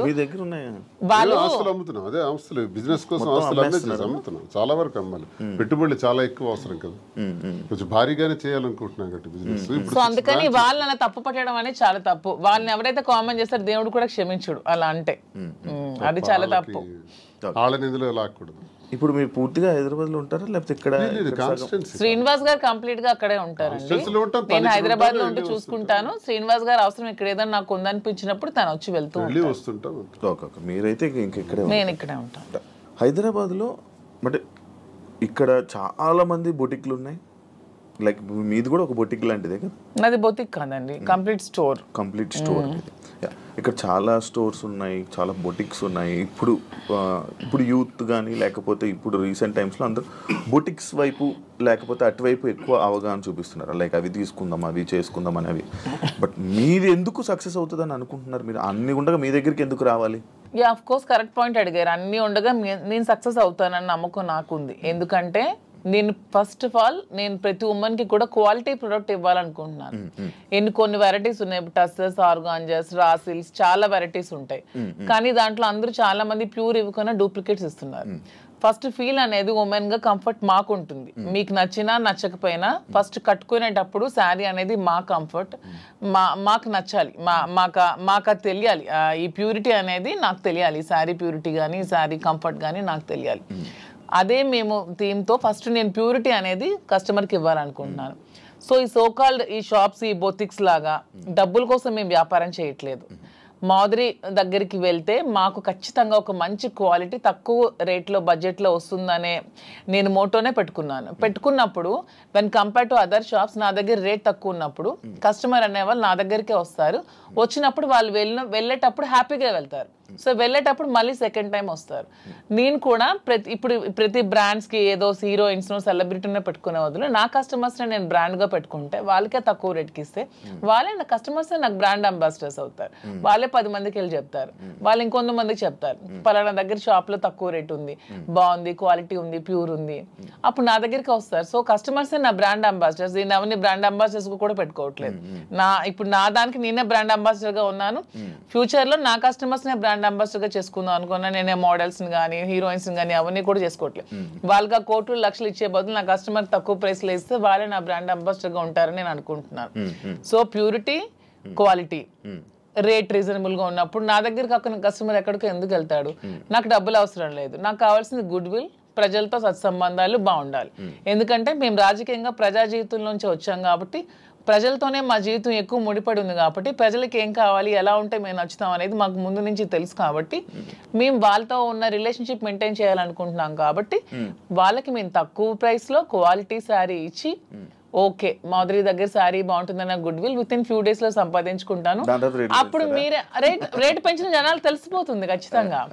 అది నాకు అవసరం లేదంటున్నాను. ఇప్పుడు నాకు అసలు లాభం లేకుండా ఇప్పుడు వీవర్స్ దగ్గర నుంచి 10,000కి వచ్చినప్పుడు కొన్ని షాప్స్ లో ఎక్కువ లాభాపేక్షతో అవి 1,00,000కి 2 లక్షలకి అమ్ముతున్నారు. అలా కాకుండా ట్రాన్స్పోర్ట్ కి మాకున్న గమనించింది అంటే మాధురికి ఫ్యాషన్ పట్ల ఎక్కువ ప్యాషన్ ఉంది కాబట్టి నేను బిజినెస్ లో రంగంలో నాకు కొంత అనుభవం బట్టి నేనేం చెప్పానంటే మనకి ఎప్పుడు కూడా క్వాలిటీ ఉండాలి, నాణ్యత ఉండాలి. అసలు ఏంటి ఈ రంగం ఏంటి, అసలు ఈ శారీ ఫీల్డ్ ఏంటి, ఈ పట్టు ఫీల్డ్ ఏంటి, పట్టు సిల్క్ ఏంటి ఒకసారి నా కళ్ళారా చూడాలని నీకు తెలుసు కాబట్టి నేను తర్వాత వెళ్ళాను. వారణాసి వెళ్ళాము, కోల్కతా వెళ్ళాము, తర్వాత ఇది ధర్మవరం వెళ్ళాము, కంచి, బెంగళూరు, సేలం, కోయంబత్తూర్, ఇలాగ చాలా ప్లేసులు, యాడికి ఇలాంటి ప్లేసుల్లోకి వెళ్ళి డైరెక్ట్గా మగ్గందారుల దగ్గరికి, నేతన్నల దగ్గరికి వెళ్ళాం. నేతన్న పరిస్థితి మేము అక్కడ చూస్తే ఆయన కష్టపడి ఆ నేసే చీర, ఒక చీర నేయటానికంట 1 నెల రోజులు కూడా పడుతుంది, 2 నెలలు పడుతుంది, కొన్ని చీరలు 15 రోజులు పడుతుంది. ఆ చీర ఇంత కష్టపడుతున్నావు కదా, నువ్వెంత అన్నా సంపాదిస్తున్నావు, నీకెంత ఇస్తున్నారంటే ఆయన చెప్పే లెక్కలు చూస్తే ఆయన కూలి కూడా ఆయనకి చాలట్లా, మళ్ళీ కూలి బ్రతికే. అంటే ఇక్కడ నేను అబ్జర్వ్ చేసింది అంటే ప్రజా జీవితం గడిపిన మాకు ఇంత కష్టపడి ఒక క్వాలిటీ శారీ 15 రోజులు కష్టపడి 24 రోజులు కష్టపడి చేస్తే ఆయనకు మిగిలింది కూల, అంతకన్నా పెద్దోడు కాడా? నెంబర్ 1. మరొకరు కూడా ఇక్కడ నష్టపోతున్నారు. ఆయన తయారు చేసినటువంటి ఆ శారీని ఉదాహరణకు ఒక 50,000కి అతనికి ఇచ్చి కొన్నారనుకోండి మధ్య దళారీలో, అది తెచ్చి హైదరాబాద్లో 3 లక్షలకు అమ్ముతున్నారు. మీకు తెలిసిన అంటే ఎన్ని రెట్లు ఎక్స్ట్రా అమ్మారు? 5-6 రెట్లు ఎక్స్ట్రా అమ్మేటప్పుడు నష్టపోయే మరో వ్యక్తి ఎవరంటే కస్టమర్. నేతన్న నష్టపోతున్నాడు, కస్టమర్ నష్టపోతున్నాడు. ఇది నేను గమనించింది. నేనేం చెప్పానంటే మనం లాభాపేక్షతో లాభాలు సంపాదించేయాలనుకుంటే 1,00,000 వ్యాపారాలు ఉంటాయి. నాకు తెలుసు చాలా వ్యాపారాలు ఉన్నాయి. ఇందులో నువ్వు ఇంట్రెస్ట్ పెడుతున్నావు కాబట్టి ఇందులో చెయ్యాలి అనుకుంటే నా తాలూకు ఉద్దేశం అంటే నాణ్యత, ప్రాధాన్యత. నాణ్యతే ప్రామాణికం. ఈ 2 మైండ్లో ఎప్పుడు పెట్టుకో. Quality is our predominance. ఈ 2 బ్రెయిన్లో పెట్టుకుని ఆ ఏదైతే నేతన్న దగ్గర తీసుకుంటున్నామో ఆ నేతన్నకి మనం ఆర్థికంగా సహకరించి మరికొంత వెసులుబాటునిచ్చి అతను ఆ నేసేటట్లు చేసి అవన్నీ కలెక్ట్ చేద్దామని చెప్పి ఇప్పుడు 4-5 నెలల్లో మొత్తం దేశం నలుమూల నుంచి కలెక్ట్ చేసి దాన్ని స్టోర్లో పెట్టేటప్పుడు దానికి జిఎస్టీలు, ట్రాన్స్పోర్ట్ ఛార్జెస్, ప్రాఫిట్స్, మెయింటెనెన్స్ అన్నీ వేసుకుంటే 50,000 రూపాయల సారీని ఎంత కమ్మొచ్చు? 80,000కి అమ్మండి, 90,000కి అమ్మండి, అయితే 1,00,000కి అమ్మండి. 3 లక్షలు ఏంటండి? ఇది మోసం కదా కస్టమర్కి. మరి 3 లక్షలకు అమ్మిన లాభంలో కొంతైనా నేతనికి ఇస్తున్నావా? అది కూడా నష్టమే కదా నేతనికి. ఈ 2 ఆలోచించి ఈ 2 బ్యాలెన్స్ చేసి బిజినెస్ సక్సెస్ఫుల్గా రన్ అవ్వాలంటే వ్యాపారం పెట్టిన తర్వాత ఆ వ్యాపార యజమాని ఎవరన్నది జనానికి తెలుస్తుంది. వ్యాపారం పెట్టక ముందే మేమెవరమో జనానికి తెలుసు. కాబట్టి మా మీద ఒక ఎక్స్పెక్టేషన్ ఉంటుంది, ఒక నమ్మకంతో మా దగ్గరికి వచ్చేటప్పుడు ఆ కస్టమర్ ఆ కళ్ళల్లో నేను సరైన ప్రైస్ ఇచ్చాను అన్నటువంటి ఆనందాన్ని మేము చూడాలి. అరే నేను ఈ స్టోర్కి వచ్చి చాలా ఎక్కువ డబ్బులు ఇచ్చేసాననే బాధని ఎక్కడ ఏ కళ్ళల్లో కూడా మనం చూడకూడదు అన్నది మా ప్రధానమైనటువంటి ఉద్దేశం.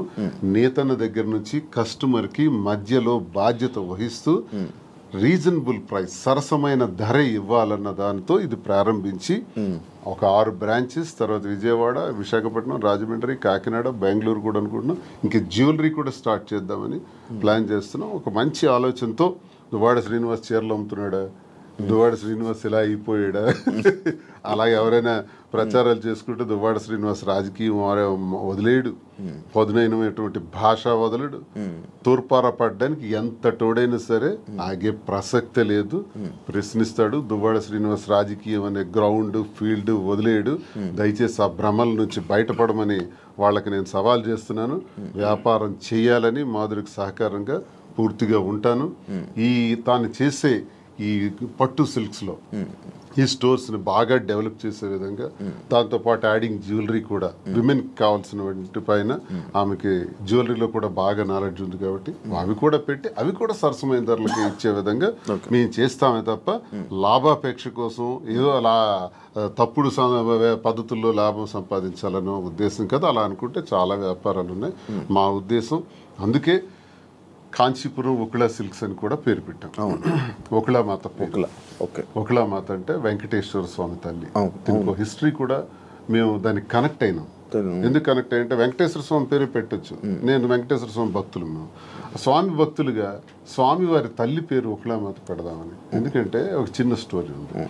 ఒకళామాత ద్వాపర యుగం ఉందన్నట్టు నన్నే అటాక్ చేస్తూ, నన్నే ట్రోల్ చేస్తూ, నన్నే సెంటర్ చేస్తూ, నన్నే టార్గెట్ చేస్తూ ఎంత చేయాలో అంత చేస్తున్నారు. నేను ఏ రోజు పోలీస్ స్టేషన్ మెట్లు ఎక్కానని నాకు తెలియదు, పోలీస్ స్టేషన్ చూసానని తెలియదు. ఈ పొలిటికల్ లైఫ్లోకి వచ్చాక, శ్రీనివాస్ గారి లైఫ్లోకి వచ్చాక స్టేషన్లకు తీసుకెళ్ళి కూర్చోబెట్టారు, ఎన్ని పెట్టారు. సో అన్ని కోల్పోయింది నేను, నా పిల్లలు లాస్ అయ్యాం దీంట్లో. వాణి అది చెప్పొచ్చు ఇంటర్వ్యూల ముందుకు వచ్చి, ఏం కోల్పోయిందో చెప్పమానండి.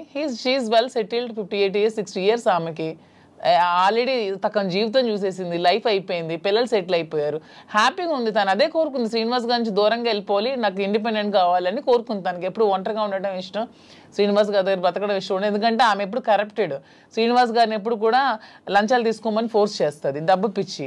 ఇతనికి నచ్చదు, అక్కడే మొదలయ్యేది వీళ్ళిద్దరికి గొడవ. ఇతను ఎప్పుడు ఫోర్స్ చేసేది డబ్బులు తీసుకోండి. శ్రీనివాస్ గారు ఎప్పుడు అలాంటివి చేయరు. ఆమె ఎప్పుడు కరప్టెడ్, ఆమె ఎప్పుడు అది చేస్తుంది. శ్రీనివాస్ గారికి ప్రజా జీవితంలో ఉండడం ఇష్టం, ఆమెకి శ్రీనివాస్ గారిని ప్రజలను దూరం చేసి ఆ పదవుల్ని వాణి పొందడం ఇష్టం. ఇవన్నీ కుదరకాలు విడిపోయి ఆమె సెటిల్ అయింది, హ్యాపీగా డైవర్స్ కావాలని. సో ఇక్కడ కోల్పోయింది నేను, నా పిల్లలు మాత్రమే. ఇప్పుడు మీ పిల్లలు మీ దగ్గర ఉన్నారా? నా దగ్గరే ఉన్నారు, మీతోనే ఉంటున్నారు. శ్రీనివాస్ గారు ఒక్కొక్కటి ఉంది, మీ గుండెల మీద చేసుకొని చెప్పండి. ఇంటి నుండి బయటకు వచ్చారు కదా, భార్య బిడ్డల్ని మిస్ అవుతున్నాను, లేకపోతే నేను చేస్తుందంతా తప్పు అని ఎప్పుడూ మీకు అనిపించలేదా? భార్య అనే వ్యక్తి దగ్గర ఎప్పుడూ నిచ్చెన పోరాటమే. మాకెప్పుడు సుఖం లేదు. నాతో ఉండాలని తను అనుకోవట్లేదు కాబట్టి నేను తనతో ఉండాలని అనుకోవాల్సిన దానిలో అర్థం లేదు. ఇకపోతే పిల్లల్ని ప్రాణప్రదంగా పెంచాం, చదివించాం, నా ధర్మం నేను నిర్వర్తించాను. ఇంకో పాపకు పెళ్ళి ఉంది, అది మేమిద్దరం కలిపి నిర్ణయం తీసుకున్నాం. ఆ పెళ్లికి సంబంధించిన ఏర్పాట్లు కూడా చేయాలని. They are on the platform నా. చెల్లిన రూపాయి అంటారు. ఇద్దరు పిల్లల్ని చెల్లిన రూపాయలు చేశాను. ఆ రూపాయి 1000 రూపాయలు అవచ్చు, 1 కోటి రూపాయలు అవచ్చు, ఎంతైనా అవచ్చు, చేసాం. నన్ను వాళ్ళు కోరుకుంటే ఈ పరిస్థితి వచ్చి ఉండేది కాదు. ఇప్పుడు ప్రేమ అన్నదే మనిషిని దగ్గర చేస్తుంది. నేను అనుకుంటే అయిపోదు. ఇంటికి తాళం వేసిన రోజు నేను అదే ఆలోచించాను. ఇంటికి తాళం వేసి 10 రోజులు నాకు కనీసం అవకాశం లేకుండా చేశారు. ఇప్పుడు నేను ఇంటికి తాళాలు తలుపులు విరగొట్టుకుని వెళ్ళొచ్చు. ఇల్లు ఏం చేయాలి? ఎక్కడ కూర్చోమంటారు? ఆత్మాభిమానం చంపుకొని ఆ ఇంట్లో ఎలా ఉండమంటారు? అప్పుడు ఇంతకాలం 28 సంవత్సరాలు నేను వాళ్ళకి ఒక భర్తగా, ఒక తండ్రిగా చేసిన కృషి అంతా కూడా నేలపాలు చేసేసినారు. ఇంక నేను ఇల్లు ఏం చేయాలి? ఇంటికి ఇంక నాకు ఎందుకు బాధ ఉంటుంది? గుడ్డమే చేసుకునే చెప్తాను. పిల్లల మీద ఎందుకు ఉంటుంది? మరి ఆలైనా ఆలోచించారా నా గురించి? అమ్మ ఒకటే, నాన్న ఒకటే అనుకోవాలి. ఆలోచించారా? కాదు, ఒక భార్యని అనే వర్డ్ ఏదైతే ఉందో బూతు, భార్య పిల్లల్ని అలా అందరి ముందు, మీడియా ముందు అలా అనడం కరెక్టా? ఎవరన్నారు? మీరు వాడారు కదా ఇప్పుడు, అప్పుడే ఆ గొడవలు అవుతున్నప్పుడు ఏదో కన్స్ట్రక్షన్, అదే రాంగ్ పోర్ట్రేట్ చేశారు. నేను పలాసలో ఉన్నాను, పలాస నుంచి ఇంటికి వచ్చి నాకు తెలిసింది ఏంటంటే ఇంటి మీదకి దాడి చేశారని. ఇంకా టెక్కలు వచ్చేలోపు 27 కిలోమీటర్లు టెక్కలు వచ్చేలోపే ఇంటి దగ్గరకు వచ్చి బ్లేడ్లు, అవి టాటా డోర్స్, స్టీల్ డోర్స్, వాటిని పవర్ బ్లేడ్స్ పెట్టి కట్ చేసేసి ఇంటి మెయిన్ డోర్ కూడా కట్ చేస్తున్నారు. ఎగ్జాక్ట్ నేను ఆ ప్లేస్లో అప్పుడే వెళ్ళాను. నా కొడకల్లారా, ఎవరు నా ఇంటిని ఎవడో వెధవులు వచ్చి కట్ చేస్తుంటే, ఇప్పుడు మీ ఇంటి మీద నేను ఒక రాయిసిరాను అనుకోండి, ఫస్ట్ మీకు కోపం వస్తుంది. కోపం వచ్చి నా మీద రియాక్ట్ అవుతారు, తర్వాత మిగతా విషయాలు చూస్తాం. ఆ రియాక్షన్లో భాగంగానే నేను వెంటనే అన్నాను అని ఒక కర్ర తీశాను. కర్ర తీసి ఆ కోపంతో ఉద్రేకం అయిపోయాను. నా గేట్ సరిగ్గా కొట్టేసినారు, ఇంక మెయిన్ డోర్ కట్ చేస్తున్నప్పుడు ఆ ఊగిపోయే ఆ కోపంతో నేను కర్ర తీసి ఇంకా ముందుకు పోతున్నప్పటికీ పిల్లలు వైఫ్ వెంటనే నేలకేసి కొట్టాను. వీడియో మీరు అబ్జర్వ్ చేయండి. అది నేలకేసి కొట్టి 30 రోజుల పాటు లోపల మేడ మీదే ఉన్నాను, మళ్ళీ బయటకు రాల. 30 days. ఎందుకు నేలకేసి కొట్టాలి? ఆ వీడియోలో నేను ఆ ఎల్లని పదం వాడింది ఆ ఇంటి మీద కట్ చేయడానికి వచ్చే వాళ్ళ మీద, వీళ్ళ మీద కాదు. కానీ వాళ్ళ మీదకి నేను వెళ్తుంటే వీళ్ళు ఎదురుగా వచ్చినప్పుడు నేలకేసి కొట్టాను. నేలకేసి కొట్టింది కూడా మీరు చూడండి ఆ వీడియోలో. ఎందుకు నేలకేసి కొట్టాలి? పైకి తీసింది, పైకి తీసిన కర్ర ఎవరికైనా తగలాలి, ఏదో జరగాలి, తగలలేదే, నేలకెందుకు కొట్టాను? దాని అర్థం వాళ్ళు ఎదురుగా వచ్చారు కాబట్టి. వీళ్ళు మళ్ళీ ఎదురుగా వస్తున్నారు, నేలకేసి కొట్టేశాను. ఆ బాధ వాళ్ళ మీద ఉండే ప్రేమాభిమానాలతోనే నేలకు కొట్టాను. లేకపోతే కర్ర పైకి లేచి ఉండేది. 4 రోజులు నరకమే అనిపించాను ఇంట్లో. రోజుకి 2 ఇడ్లీలు తిని బతికిన రోజులు కూడా ఉన్నాయి. ఎవరు చూస్తారు? ఇంటి దగ్గర ఇళ్ళే సరెండర్ చేసి అచ్చెన్నాయుడు సహాయంతో చుట్టూ పోలీసులు ఉండి ఓడిపోయానని నాకు చేసిన హింసకు ఇవన్నీ అవసరమా అండి? ఆ రోజు ఎక్కడి నుంచి పోవాలి, ఎక్కడున్నా పర్వాలేదు, లుంగీ షర్ట్ గాడు ఇన్ని విమర్శించిన ఆమె ఆఖరిలో ఒక మాట మార్చింది, ఆయన ప్రాణానికి ప్రమాదం ఉందని. మరి ప్రాణానికి ప్రమాదం ఉన్నప్పుడు ఇప్పుడు 4 నెలలు అవుతుంది, నేను ఎక్కడున్నాను చూస్తున్నాను. మరి ఇప్పుడు ప్రాణానికి ప్రమాదం లేదా? ఇంటికి తాళం వేసావు కదా, తాళం వేసి ఈ రోజుకి సుమారు 2 ఏళ్ళు పైన అయిపోయింది కదా, ఇప్పుడు నా ప్రాణానికి ప్రమాదం లేదా? ఇది సడన్గా వచ్చిన వాక్కులా? మరి అంతకుముందు టెక్కల నుంచే పోవాలన్నావు, ఉండకూడదన్నావు. అసలు పరిష్కార మార్గం ఇదా? భార్యాభర్తల మధ్య జరిగే గొడవకి పరిష్కార మార్గం ఇదా? 4 గోళ్ల మధ్య చర్చించుకోవాలి, లేదా పెద్ద మనుషులకు చెప్పాలి, పరిష్కరించుకోవాలి, లేదా కోర్టుకు పోవాలి. మీడియా ఏంటి? ఇంటికి రావడానికి మీడియా ఎందుకు? కార్యకర్తలు ఎందుకు? ప్రజలు ఎందుకు? అంటే రచ్చ చేయడానికి కదా, నన్ను అబాస్పాలు చేయడానికి కదా, నన్ను క్యారెక్టర్ అసాసినేట్ చేయడానికి కదా. అప్పుడు ఎలా కలుస్తారో చెప్పండి. కానీ ఈ ఇష్యూ అప్పుడు ప్రేమాభిమానాలు ఎందుకు ఉంటాయో నాకు చెప్పండి ఒకసారి. ఈ మ్యాటర్ని మీరు ఏదో రాజకీయం చేసినట్టు ఇప్పుడు మాటల్లో అర్థమవుతుంది. అంటే అచ్చెన్నాయుడు గారు ఎందుకు వచ్చారు ఈ ఇష్యూ? అచ్చెన్నాయుడు సహాయం లేకపోతే పోలీసులు వచ్చి అక్కడ ఆవిడకి ఎందుకండి అలా కాదు శివ గారు, ఒక్క నిమిషం అండి. ఈ ఇంటికి రాకముందే మేము ఏ ఇల్లు అయితే కట్టుకొని మా ఇద్దరం ఇంట్లో ఉంటున్నామో, ఈ ఇంటికి ముందు 1 year ముందే ఆవిడ డైవర్స్ కావాలని ఎదురు సెటిల్మెంట్ కోరుకుని ఎదురు సెటిల్మెంట్ అయిపోయింది. ఆమె డైవర్స్ కావాలని అడిగింది. శ్రీనివాస్ గారు పాపం పిల్ల కోసం ఆలోచించి డైవర్స్ వద్దు అది ఇది అని చెప్పినా సరే ఆమె ఏమీ వెనుకునే డైవర్స్ కావాలని 2023లో అడిగింది ఆమె. మేము 2024లో ఈ హౌస్ కన్స్ట్రక్షన్ చేసుకుని మా ఇద్దరం కలిసి ఇంట్లో ఉంటున్నాం. అది ఆమెకు కూడా తెలుసు. ఆమెకు తెలిసే ఫైనాన్షియల్ సెటిల్మెంట్ కోరింది. ఫైనాన్షియల్ సెటిల్మెంట్ కూడా చేసాం. ఎవ్రీ మంత్ డబ్బులు అడిగింది, అవి కూడా ఇచ్చాం. మొత్తం అన్ని చేసింది. సో ఎప్పుడు జరిగింది ఇది? 1 year ముందు జరిగితే 2024లో వచ్చి ఆమె ఇల్లు దగ్గరికి వచ్చి గొడవ చేయడం ఏంటి? సో ఇది కూటమి ప్రభుత్వం ఈ అచ్చెన్నాయుడు సపోర్ట్ కాదంటారా? మరి ముందు ఆమె డైవర్స్ కావాలని అడిగిన ఆమె ఇప్పుడు ఎందుకు వచ్చి ఇల్లు బ్రేక్ చేస్తుంది? మేము కట్టుకుని ఇల్లు ఆమెకి ఎందుకు కావాలి ఇప్పుడు? ఆ రాత్రి పోలీసులతో పాటు తెలుగుదేశం కార్యకర్తలు ఇంటి దగ్గరికి వచ్చారు. నేను ఒక ఎమ్మెల్సీగా ఉన్నాను కదా, దేనికి వచ్చారు అసలు? ఇంకో విషయం నాకు హయ్యర్ అఫీషియల్ నాకు చెప్పాడు పోలీసులు, సార్ మీరు మొన్న కర్ర తీశారు, మీకు ఆ కర్ర తీసినందుకు 307 పెట్టమన్నారు సార్. 307 పెట్టి చేయమన్నారు. మేము ఎలా చేస్తాం? 307 పెట్టలేము. 307 పెట్టాలంటే వూండ్ ఉండాలి, గాయం లేదు. గాయం లేకుండా మేము 307 పెట్టలేమని చెప్పేసినాం. కానీ మీ మీద మళ్ళీ 307 పెట్టమని ప్రెజర్ ఇచ్చారు. మళ్ళీ same situation second time repeat అయితే 307 మీ మీద పెట్టక తప్పదు, మీరు జైలుకి వెళ్ళక తప్పదు. ఎందుకు ఈ మాట అన్నారో తెలుసా? నాకు 307 పెట్టి లోపలికి పంపిస్తే ఎంటర్ అయిపోతారు ఇంట్లో. మరి ఆ పెద్ద అఫీషియల్ నాకు చెప్పాడు, నేను ఒక ఎమ్మెల్సీగా ఉన్నది, పేరు చెప్పకూడదు, గవర్నమెంట్ అఫీషియల్. అంటే ఏ ధైర్యంతో చెప్పాడు? 307 పెట్టే ధైర్యం చెప్పమంది ఎవరు? ఆ పేరు కూడా చెప్పాడు, అచ్చెన్నాయుడు పెట్టమన్నాడు అని, చెప్పమన్నాడు అని. మరి అచ్చెన్నాయుడు ఇన్వాల్వ్మెంట్ నా మీద భార్య టెక్కల నుంచి పంపిస్తుంది కాబట్టి సపోర్ట్ చేశాడు అచ్చెన్నాయుడు. 2023లో ఆమె డైవర్స్ అడిగింది, 24లో ఇంటికి వచ్చి గొడవ చేసింది. ఓకే, అదంతా ప్లాన్ గా చేసిన డ్రామా. ఆగస్ట్ 29 ఆగస్ట్ 23 29 మీరు ఇప్పుడు 24th గురించి మాట్లాడుతున్నారు. 24 ఆగస్ట్ గురించి మీరు మాట్లాడుతున్నారు. ఇదే ఆగస్ట్ 29 నాకు ఇంటి నుంచి వచ్చినటువంటి message, never and ever dare to speak with me, never and ever dare to mention me as your wife in any interview, because we both don't want to have relation anymore. You only mention my name, and I am also not to mentioning you as my husband. I want divorce. And first tane అది 2023. ఈ గొడవ 2024. 2022లోనే గొడవలు జరిగాయి. 2022 నుంచి మా ఇద్దరం కలిసే ఉన్నాం. She know everything. తను మీరు ఇద్దరు కలిసి ఉండండి, నాకు అనవసరం, నాకు టికెటే కావాలని చెప్పి కోరుకుందామె. అలాగని టికెట్ కూడా ఇచ్చేసారు శ్రీనివాస్ గారు. అయినా సరే ఆమె నిలబెట్టుకోలేకపోతే పార్టీ మళ్ళీ శ్రీనివాస్ గారు టికెట్ ఇచ్చింది. సో మా రాష్ట్ర ప్రజల దౌర్భాగ్యం, వాళ్ళ కర్మ చేసుకొని జగన్ చెప్పండి అని అంటే అనుకుంది కాబట్టి ఇవన్నీ జరిగాయి అంటున్నాను. లేకపోతే మా మధ్య ఇవన్నీ ఉండేవి కావు. చెప్తున్నాను, ఆమె చేసిన దానికి ఇవన్నీ జరిగాయి.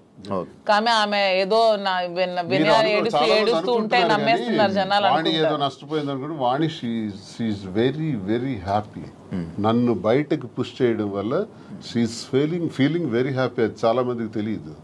ఇప్పుడు ఇప్పుడు వెళ్తారు కదా మీ ఊరు, మీ ఇల్లు కట్టుకున్న ఇంటిదే ఉంటాం. మేము కట్టుకున్న ఇంట్లో మీరు కట్టుకున్న ఇంట్లోనే ఉంటున్నాము. ఆమె హ్యాపీగా ఉన్నారు. వాళ్ళకే నష్టం సార్, వాళ్ళకి ఏముంది, వాళ్ళకి నష్టమే ఉంది. దేనికి లోటు ఉంది, వాళ్ళకి నష్టం ఉంటుంది. అన్ని సెటిల్డ్ కదా. నాకు ప్రాబ్లం ఉంది. ఇప్పుడు నా బండి ఎలా నడపాలి, ఇప్పుడు ఆ పాపకని రెండో పాపకని పెళ్లికి సంబంధించి, ఇప్పుడు నా నష్టపోయిన ఈ 3 పిల్లలకు సంబంధించి ఈ వ్యాపారాలు, ఈ ఒత్తిళ్ళు ఇప్పుడు నాకున్నాయి తప్ప వాళ్ళకే ఉంది. తనకేముంది చెప్పండి.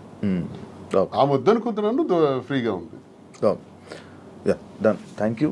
నేను ఇప్పుడు మీ రాజకీయం మీరు వదిలేసేయండి, మీ బిజినెస్ మ్యాన్ అని కానీ మీరు కూడా రాజకీయం వదిలేసి ఇప్పుడు మీరు 2022లో మీరిద్దరు ప్రేమికులుగా ఎలాగ ఉన్నారు అలానే ఇప్పుడు నా ముందు ఉండండి కాసేపు.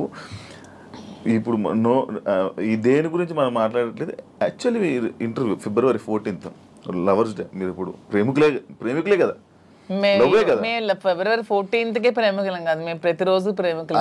అందుకే ఇప్పుడు కూడా ఈ February 14th వస్తుంది కాబట్టి, ఇది February 14th స్పెషల్ కాబట్టి మీకు కొన్ని ఉన్నాయి. అంటే మీకు rose day, teddy day, chocolate day లాంటివి తెలుసా? ఐడియా ఉంది కదా? వ్యాలంటైన్స్ డే గురించి కూడా ఉంది కదా. ఏం సార్ అసలు చాలా మందికి దీని మీద అపోహలు కూడా ఉన్నాయి. 270 క్రీస్తుపూర్వం, బిఫోర్ క్రీస్తు, అంటే ఇంచుమించు ఆల్మోస్ట్ 2700 సంవత్సరాల క్రితం రోమ్లో ఒక వ్యాలంటైన్ అని ఒక ప్రవక్త ఉంటాడు. ఆయన ఏం చేశాడంటే కొత్తగా ప్రేమ పాఠాలు, ప్రేమ వివాహాల గురించి చెప్పడం ప్రారంభించాడు. ఆ రోమ్ నగరానికి, దేశానికి రాజు అయినటువంటి క్లాడియస్ ఏంటంటే ఇలాంటి ప్రేమ పాఠాలు చెప్తున్నాడు, వీడికి చంపాలి అని కొంచెం కోపం పెంచుకుంటాడు. ఇదే టైంలో క్లాడియస్ కూతురు ఇతను లవ్ చేస్తుంది. ఆయన ప్రేమ పాఠాలు విని, ఎవరిని, వ్యాలంటైన్స్. అప్పుడు రాజు ఏమిటంటే ఆయన్ని చంపేస్తాడు, అంటే హ్యాంగ్ చేస్తాడు. అదే February 14th. అక్కడికి 20 సంవత్సరాల తర్వాత గెలాషియస్ అనే మరో ప్రవక్త, ఇది చాలా గొప్ప రోజు, ఇది మనకి ప్రేమతత్వాన్ని నేర్పించారు. వ్యాలంటైన్ ప్రేమ అంటే తల్లి తండ్రులు పిల్లలకి మధ్యన ఉండేది, అక్కచెల్లెల మధ్యన ఉండేది, అన్నదమ్ముల మధ్యన ఉండేది ప్రేమ. ఆ ప్రేమకు అర్థం ఉంది, ఆ ప్రేమకి రిలేషన్ ఉంది. కానీ స్నేహితుల మధ్య ఉండే ప్రేమ, ఒక ఆడామగ మధ్య ఉండే ప్రేమ, దానికే రిలేషన్ ఉంది. ఆ తత్వం గురించి తెలియజేశాడు ఆ ప్రవక్త వ్యాలంటైన్. కానీ ఆయనకు గురేశారు. అలాంటి వ్యాలంటైన్కి ఉరేయటం వల్ల అతను గొప్పవాడు, గొప్ప ప్రవక్త, ప్రేమతత్వం నేర్పిన ప్రవక్త. కాబట్టి ఆయన రోజుని నేను ప్రేమికుల రోజుగా నిర్ణయిస్తానని గెలాషియస్ అనేటటువంటి మరో కింగ్ దాన్ని డిసైడ్ చేస్తాడు. సో ఇప్పుడు వరకు కొన్ని దేశాలు దీన్ని అంగీకరిస్తారు, కొన్ని ప్రాంతాలు వ్యతిరేకిస్తారు, అపోహలు పెట్టుకుంటారు. జరిగిన కథ ఇది. సో దీనివల్ల మనం నేర్చుకోవాల్సింది ఏంటంటే ఈ ప్రేమతత్వాన్ని ప్రతి వ్యక్తిలో కూడా ఉండాలి.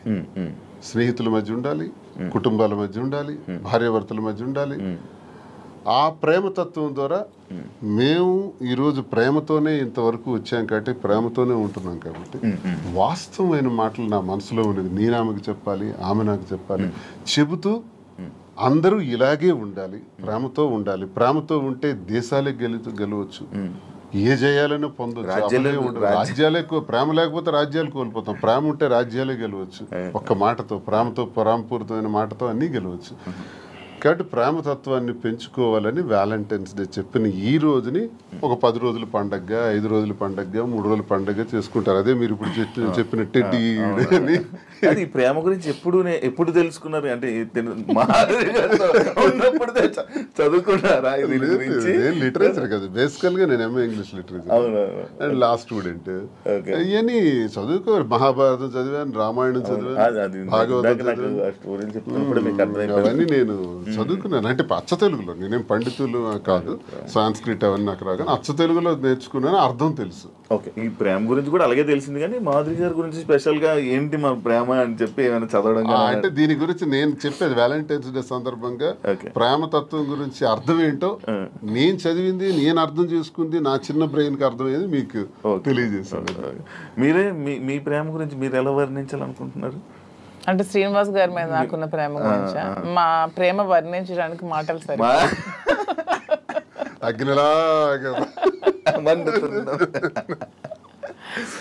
ఇప్పుడు నేను ఈ రోజు వరకు ఎప్పుడు నా జీవితంలో వ్యాలంటైన్స్ డేకి ఈ డేస్ ఏవైతే ఉంటాయో అది నాకు ఎక్స్పీరియన్స్ లేదు. బట్ నేను ఎప్పుడు చూడలేదు. అంటే ఎలా ఇచ్చుకుంటారు, ఎలా మాట్లాడుకుంటారు, ఏం నేను ఉండేది అవన్నీ అయిపోయాయి సార్. కానీ ఇప్పుడైతే ఏం లేదు, ఖాళీ. ప్రేమ ఉండాలి జీవితంలో. దొరకట్లేదు సార్. నేను ప్రేమనిస్తున్నాను. చూడండి, ఎవరైనా శివన్ మీరు ఎప్పుడైతే ప్రేమిస్తారో గ్యారంటీగా ప్రేమించే వ్యక్తులు దొరుకుతారు. ఈ రోజు మీకు చెప్తాను, నేను అందరికీ ప్రేమనిస్తున్నాను సార్. అంత ప్రతి ఒక్కరిని ప్రేమిస్తున్నాను. కానీ నన్ను ఎవరు ప్రేమించారు? ప్రేమిస్తారు. అది వెయిటింగ్ సార్. నాకు కూడా ఏదో ఒక రోజు అలాగా చీకట్లో నుంచి గెంతుకుంటూ అలా ఎప్పుడైనా వస్తారేమో వెయిటింగ్. యా, రోజ్ డే కాబట్టి ఒకరికొకరు రోజు ఇచ్చుకోండి. ఫస్ట్ రోజు ఇచ్చేసుకోండి. మీ దగ్గర ఉన్నాయి. ఇప్పుడు నేను ఈ ఎవ్రీడే ఏదైతే రోజ్ డే ఉందో, propose day, chocolate day, teddy day, promise day, మీలా నేను చూడకుండా చెప్పలేకపోతున్నాను. చూసారా? అంటే అంత ఎక్స్పీరియన్స్ లేదు నాకు. ఇవన్నీ మీరు ఇవన్నీ మీరు చేసుకుంటే నేను చూసి ఆడియన్స్ కూడా చూస్తారు. అండ్ మీ ప్రేమని మీరు ఇప్పుడు ఈ ఇంటర్వ్యూ ద్వారా తెలియజేసుకోండి ఒక్కొక్కరు. ఓకేనా? ఫస్ట్ రోజ్ డే మీ స్టైల్లో మీరే వాళ్ళు మీ స్టైల్ సింపుల్గా ఇచ్చేసుకోవడం కాదు, ఒక ప్రపోజల్. ఓకే, మాకు ఎవరికి సంబంధం లేదు. క్యారెక్టర్లోకి వెళ్ళిపో. రాజు, I love you. Thank you. I love you too. Thank you, Raju. Rose day, బా ఎంత చక్కగా రోజ్ ఎక్స్చేంజ్ చేసుకున్నారో. ప్రపోజ్ చేయండి మంచిగా. నాకు అది కాదు, ఐ లవ్ యూ కాకుండా ఏమైనా చెప్పాలనుకుంటున్నది ఏమైనా ఉందా? ప్రపోజ్ డే రాజా, ప్రేమ అంటే ఒకరికొకరు సుఖంలో సంతోషంలో ఉండడం కాదు, కష్టంలో ఉండడమే అసలైన ప్రేమ అని మా ఇద్దరం చాలామందికి నిరూపించుకున్నాం. సో ఈ ప్రేమ ఇలాగే లైఫ్ లాంగ్ కొనసాగాలని. కష్టాలు అనేవి టెంపరీ, లైఫ్లో అన్నీ వస్తూ ఉంటాయి. సో మన లైఫ్లో కూడా మంచి రోజులు వస్తాయని నమ్ముతున్నాను. సో ఇలాగే మన లైఫ్ లాంగ్ ఇద్దరు ప్రేమిస్తూ ఇలాగే హ్యాపీగా ఉండాలని కోరుకుంటూ ఈ ప్రపోజ్ డే రోజు నీకు ఐ లవ్ యూ చెప్తున్నాను. ఐ లవ్ యూ రాజా. చాలామంది జీవితంలో ఆశయాలు, కోరికలు ఉంటాయి. అవి సాధించాలనుకునేటప్పుడు వచ్చే అవాంతరాల వల్ల అరే నాకు ఇది కాలేదే, నేను అనుకున్నది జరగలేదని వెంటనే ఒక రకమైన డిప్రెషన్లోకి పోయి ఆత్మహత్యలకి, జీవితాలు త్యజించడానికి రెడీ అవుతున్న వాళ్ళ గురించి నేనేం చెప్తున్నానంటే ఈరోజు ప్రేమతో ఏదైనా సాధించవచ్చు, ఎటువంటి విజయాలైనా సాధించవచ్చు. మేమిద్దరం ఇన్ని కష్టాల మధ్య, మాది ఆత్మహత్య సదృశ్యమే, సామాన్యమైన విషయం కాదు. కానీ ఎన్ని కష్టాల మధ్య, ఎన్ని హడిల్స్ మధ్య, ఇన్ని ఇష్యూస్ మధ్య ఎదుర్కొంటూ సమాజంలో మళ్ళీ నిలబడగలుగుతున్నామంటే ప్రేమే కారణం. మన ఇద్దరి తాలూకా ఈ స్నేహం, ఈ ప్రేమ శాశ్వతం.